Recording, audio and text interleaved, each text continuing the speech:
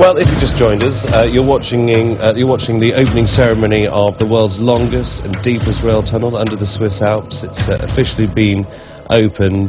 This spectacle very much showing how... And an impressive ceremony with a guest list that read like a meeting of the United Nations.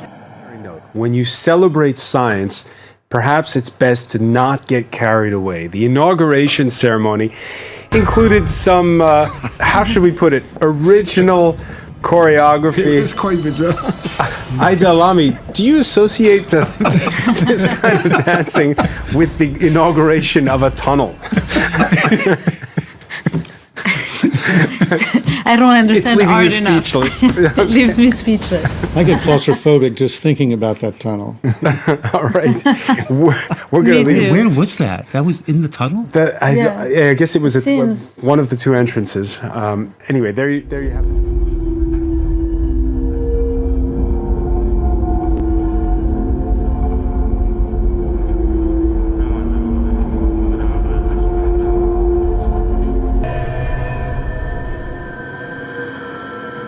She joins us now watching the ceremony. I was just saying there, Imogen, this very enjoyable spectacle with dancers, and I presume some people that have taken part in the project as well, shows just how immensely proud the Swiss are of this tunnel for so many reasons.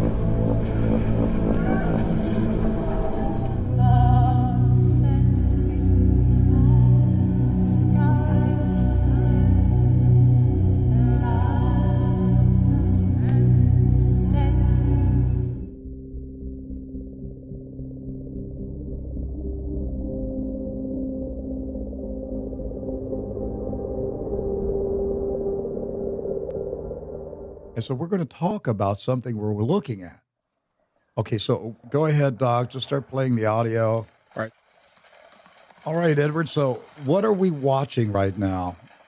Right now, we have a military formation of, looks like workers. They look like they're in a mining outfit, wearing blue hats, and they're marching in a military formation, almost like zombies. They're very slow. All in orange jumpsuits here. Not like zombies. They are marching like zombies. Yes, they are zombies. This is like an army of zombies, and these represent the workers that were in the tunnel. Yes, the workers in the tunnel. And as you mentioned previously, before we started airing this, the 9 miners who died. They worked tirelessly. If you actually look at the details from this, will be in the article. 49,000 hours, 3 shifts a day for 17 years straight. Miners worked tirelessly on this portal, rather this tunnel, digging deeper than... Okay, so right now the miners, the zombie miners, let's call them zombie miners, now they ran across the stage. This is outdoors. This is the outdoor ceremony. You see the Swiss Alps in the background. And there is a huge video screen. They're showing men falling off the cliffs, off the rocks. Right. It looked like they're constructing the tunnel, and it represents maybe people have gotten hurt and things like that during the construction period. It's after this where it starts to get, I mean, it's already weird with the zombies. But after this part, it gets very strange because, well, let's just go ahead and tell them. Lucifer himself appears on the screen. After they finished the construction, the initial breaking through, for the tunnel. All right, so so now they're breaking through. This is what's important. They broke through the rock. The rock just fell away on the screen. It's what comes out of that mountain that is so freaky, because it's Lucifer that appears. Yes. He comes out of this mountain. I'm telling you, folks, in all the years of True News, now the zombie workers are taking their clothes off. They're taking. Right. They're disrobing. Okay, so is this Hillsong? What are we watching now? Is this Hillsong Church? The Swiss version of Hillsong. This is Hillsong Switzerland. Hillsong CERN. We should point out it's both male and females. Yes. And they're disrobing. They're basically down to their underwear. Why would Lucifer? Why would Switzerland use an image of Lucifer coming out of this tunnel, out of this mountain? Well, there's history on this particular point of geography, and Edward can enlighten you on that. Yeah, so there's actually above the mountain point of this, there's something called the Devil's Bridge. Okay, and I'll just point out right now, the workers are down to their underwear. This is outdoors in front of the public.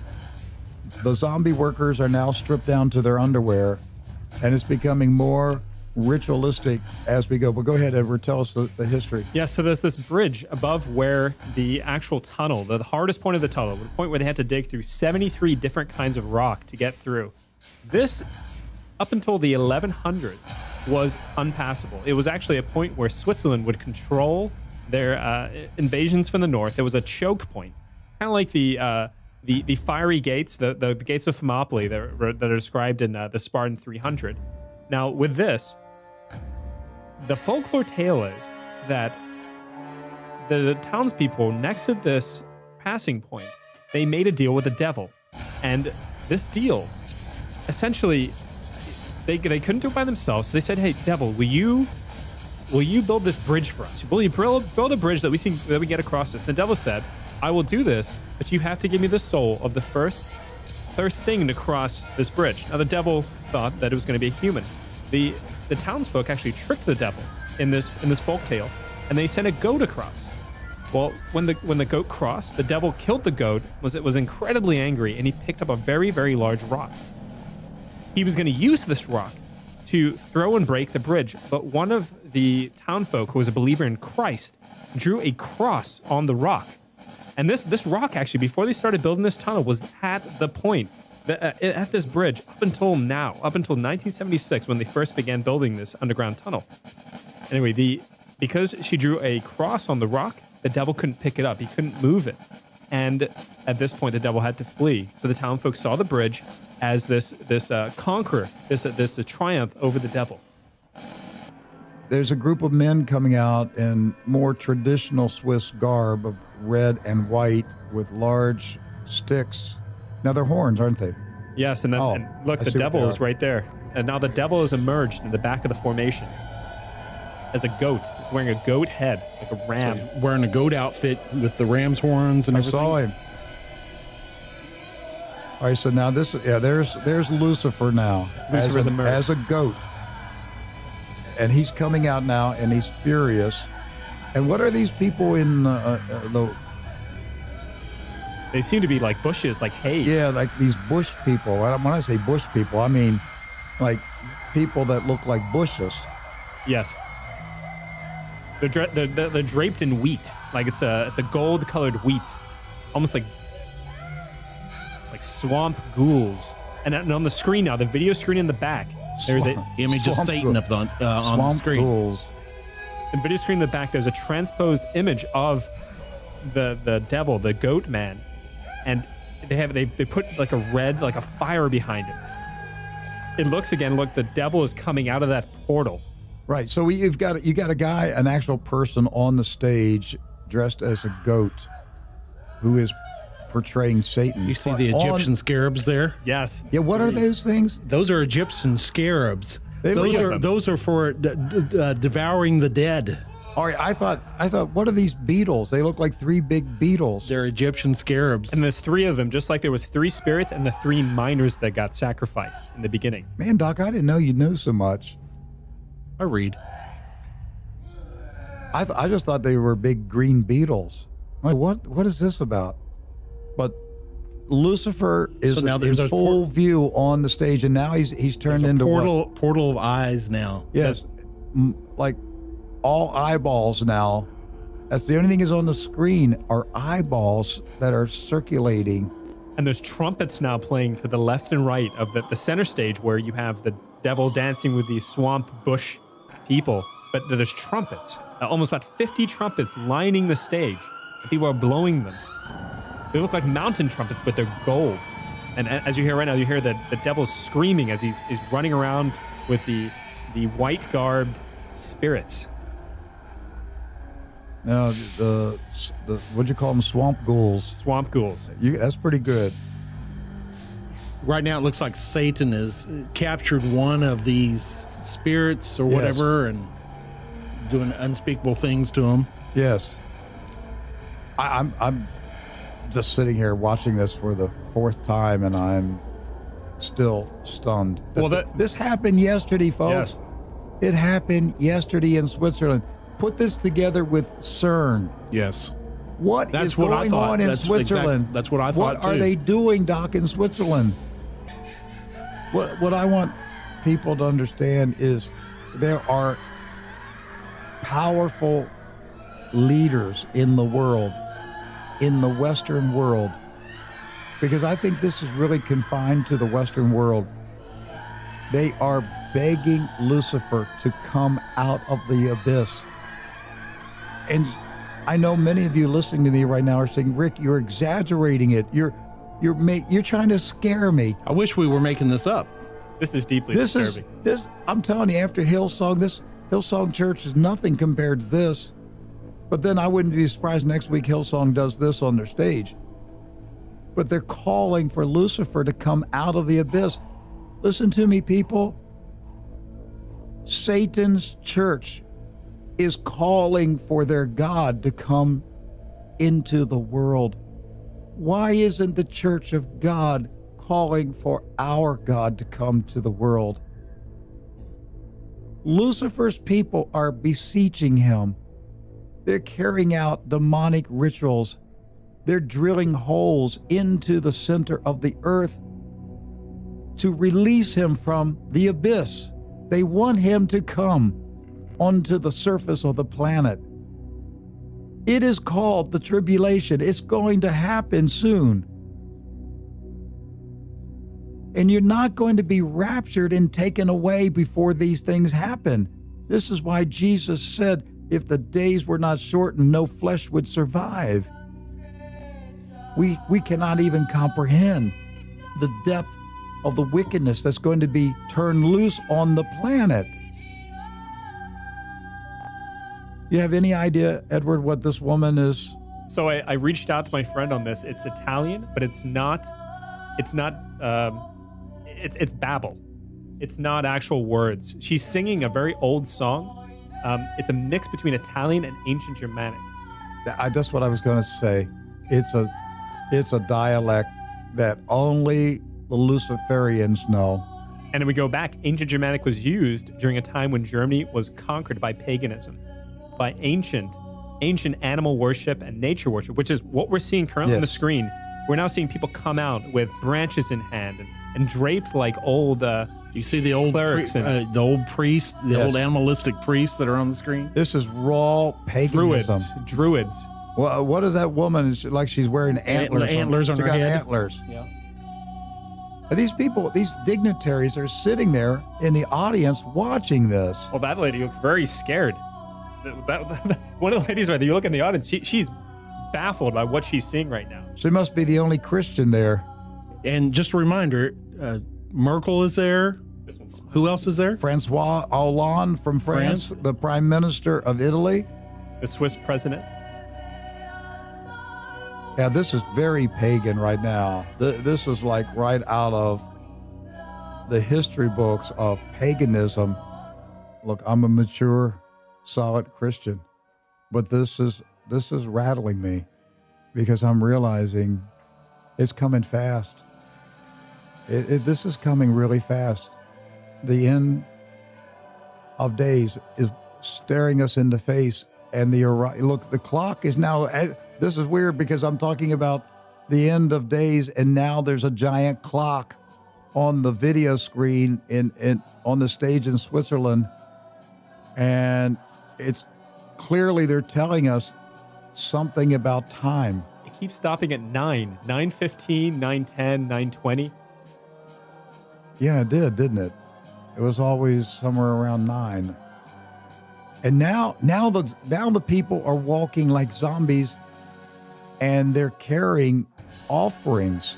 They're lifting these offerings up to the sky, but they're walking like zombies, and now they're dropping to their knees and bowing down before the image. Yes, but what's on the screen is the clock, and it keeps going. Very interesting evening. We're going to be diving into the brave new world of CRISPR. And as you see, as you saw in that film, CRISPR gives scientists the awesome power to tinker with the software of life. For thousands of years, humans have bred horses in much the same gradual way nature does. But soon, they could actually be designed in the lab, along with other livestock, plants, and even humans. Because a new technology has made editing the genome almost as easy as using a word processor. This game-changing technology is one of the most powerful in the entire history of science, perhaps comparable to the splitting of the atom. The CRISPR revolution is already happening in research labs worldwide.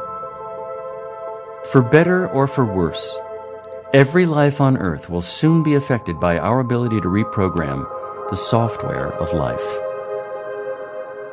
I didn't want to let the evening go without hitting the headlines that you made yesterday when you, with your article in Science, talking about the Human Genome Project, Right. You called for a huge publicly and privately funded project to construct large plant and animal genomes, including humans, from scratch. And this was before the era of easy gene editing that we have now, but about 10 to 12% of these reproductive age people said that if there were a test that would be predictive of superior intelligence or superior athletic ability in their children, well, they would want to have it. And as we've seen, for instance, with consumer genetics, that people won't be denied in terms of the types of information that they'd like to be able to achieve. But once it's proven to be safe for particular ways, we're going to have a conversation about what the limits are for how we would use that technology.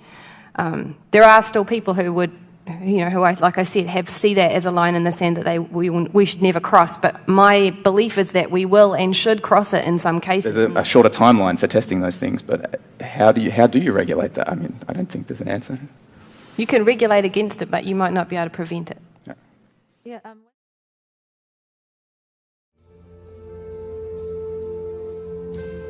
Kyla Roberts spent a month in a coma at OU Medical Center after she and 4 other young people were ejected in an accident.